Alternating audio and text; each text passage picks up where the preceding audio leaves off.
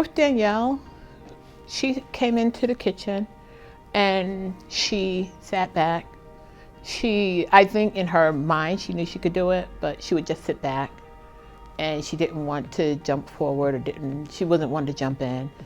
And then after a while of her sitting there, she came and she started running the meeting. And then when we realized, we just said, okay, well, why don't you do this? And she was like, sure. So she just kind of kept moving up and just kept saying, okay. Once we gave her the confidence. You have to make the food when you're serving or setting up the food on the plates. You have to make it look like you actually take care of what you're doing, or like you want it to look like a restaurant kind of. So you want it to come to somebody and say, oh wow, I get to eat this and it's only $1? Wow, I can't get this meal anywhere else for $1 like this.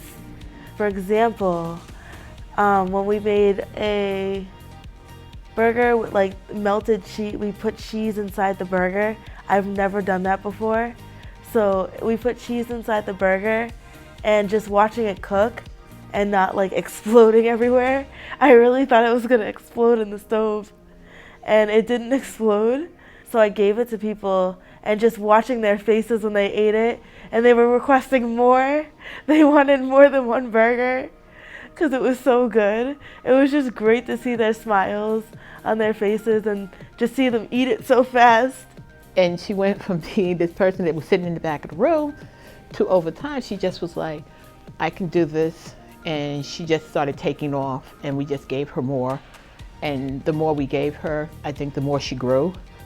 And she was like, we didn't make it seem like you can't do this. So we just kept giving her a little bit more and just a little bit more.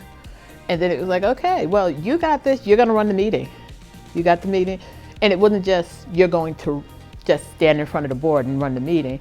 You're going to make sure that everybody that's in the room is doing something. You're going to talk to all the members.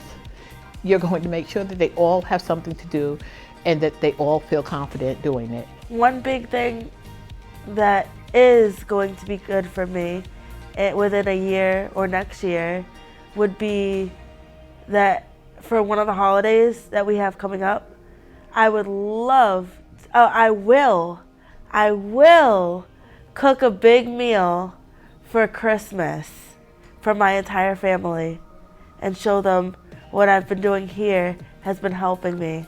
One of the things that I just get overjoyed about is when I can go in the kitchen and see that everybody is doing something, but to see somebody that couldn't do something, a member that couldn't do something is now doing it, and it's like, wow, okay, they just are now, they're progressing, they're moving up. They're not gonna, they're starting to take on more responsibilities, and they're getting over their, shyness, and just to sit up there and say, okay, this is good, they can do this, and they can actually eventually get back to where some of them were prior to their head injury.